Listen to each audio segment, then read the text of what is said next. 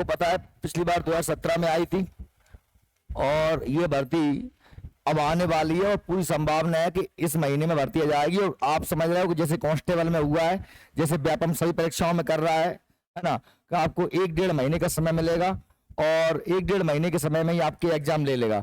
अब इसमें कितना इसकी सैलरी होगी, कि कौन इसमें फॉर्म डाल पाएगा और कितनी आयु, ये सब जानकारी मैं आपको 2 मिनट में दे देता हूँ, ध्यान सुनना भैया। ये इसका सिलेबस है। देखो वेतन, सबसे पहले आयु की बात करें तो आयु तो आपकी 45 साल तक है ना, तो तुम डाल सकते हो 45 साल तक आयु।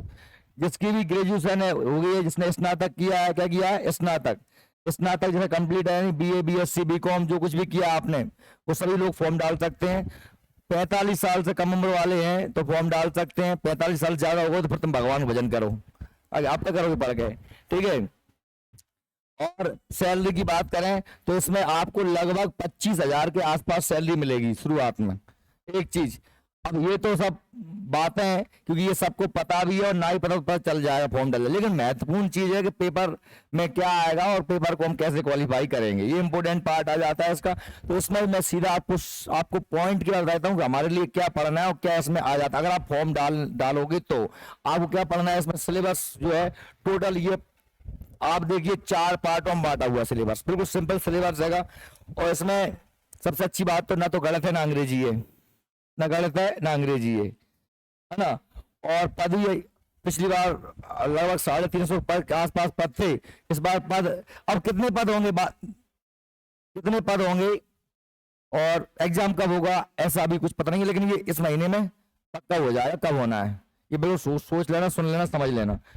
इसमें देखो 4 पार्ट है। पहला है सामान्य ज्ञान और तर्क क्षमता वाला, इसमें अपनी जीएस भी आएगी और थोड़ी सी क्या आएगी, रीजनिंग, रीजनिंग आप पढ़ ही रहे हो और है ना, और जीएस भी आएगी। इसमें दूसरा है पोषण और स्वास्थ्य, पूरा का पूरा अपना विज्ञान का पार्ट है और मैंने अभी आपको क्लास में पढ़ाया भी था, ये फिर से मैं आपको रिपीट करूंगा। पोषण, आहार, कार्बोहाइड्रेट, वसा, प्रोटीन वगैरह। और ये विज्ञान में भी हमारा कौन सा पार्ट है, बायो का पार्ट है। क्या का पार्ट है, बायो का पार्ट, बिल्कुल पूरा का पूरा। इसमें इस वाले एग्जाम में साइंस बायो का जिसकी मजबूत है ना, उसका आराम से नंबर, अच्छे नंबर, खासे नंबर आते हैं। प्राथमिक देखभाल और बच्चों की शिक्षा बिल्कुल सिंपल है, 45 नंबर का आना है। 55 नंबर के दोनों आएंगे। 45 नंबर का प्राथमिक मतलब बच्चों की देखभाल कैसे की जाए, उन्हें कब टीका, कब उनके दवाइयां दी जाए, कितना आहार दिया जाए, सीधी से बच्चों की जानकारी है, बहुत सिंपल होती है, कोई बहुत ज्यादा टफ नहीं होती। और चौथा है प्रबंधकीय योग्यता। आपको बहुत सारी सरकार की योजनाएं हैं, वो लोगों तक पहुंचाना है, तो योजनाएं कौन कौन सी, उनकी सबकी जानकारी हो। टीकाकरण भी इसमें आ जाता है। तो ये 4 जो है आपके पार्ट हैं। 55 नंबर का ये, 55 का ये, 45 का ये, 45 कुल पेपर हो कितने नंबर का, 200 नंबर का, ठीक है। अगर इनकी डिटेल में बात करें तो आप देखो सामान्य ज्ञान में वही विज्ञान, अपना संविधान, राजनीति विज्ञान, भारतीय संस्कृति, नए आविष्कार, कौन ने क्या बनाया, हम सब कुछ पढ़ रहे हैं। जीएस जिसने पढ़ा अच्छे से उसके आराम से नंबर आते हैं।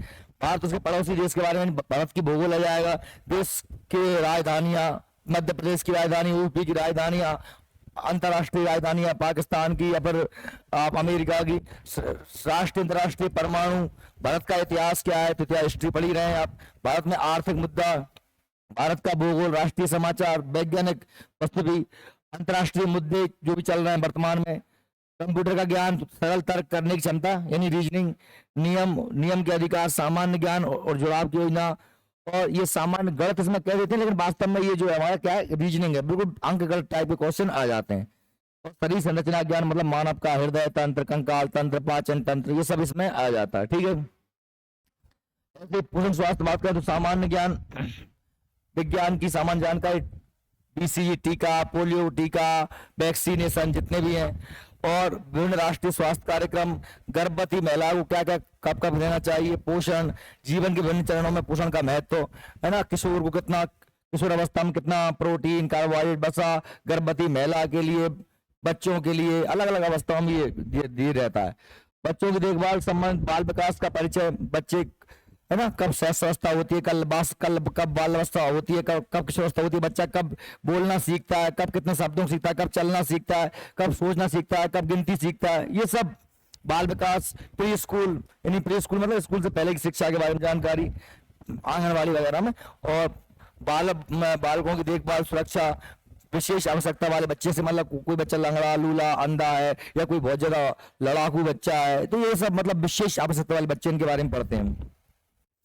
और प्रबंध की योग्यता, ये वाला पूरा इसमें संचार की परिभाषा, कम्युनिकेशन, हम अपनी बातों को लोगों तक कैसे पहुंचाएंगे, प्रकृति, माध्यम, अवरोध, और ये सब इसमें कौशल, नेतृत्व, विकास, विकास की अवधारणा, विकास डेवलपमेंट क्या होता है, और इसके मुख्य सिद्धांत कौन कौन से। कहने का मतलब ये है कि ये सिलेबस बहुत ज्यादा बड़ा तो है पर बहुत ज्यादा कठिन नहीं है, आराम से इसे हम कर लेंगे।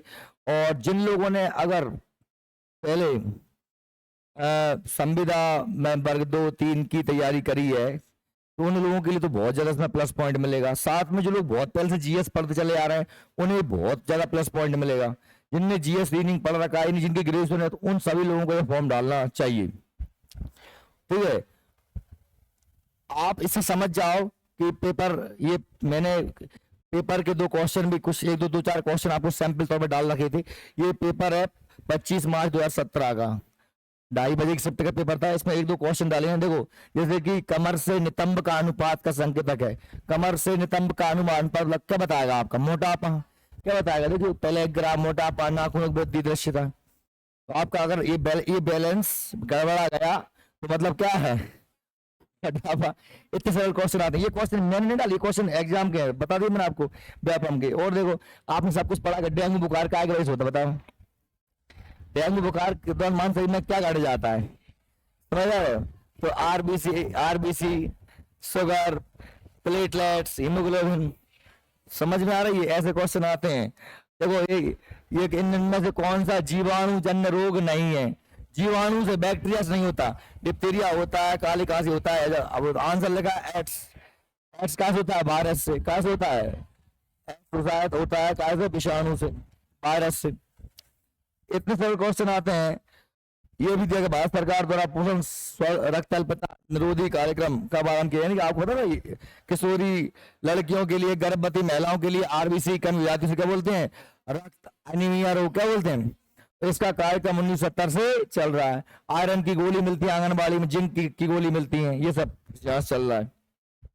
ये बस ये जानकारी थी, मतलब सीधी सी बात है। अब मैं मुद्दे की बात करूं, मुद्दे की बात यह है कि अपन इसको पढ़ाएंगे, लेकिन सामान्य बेसिस पर रखना पड़ेगा क्योंकि इसमें साइंस वाला पार्ट हैगा।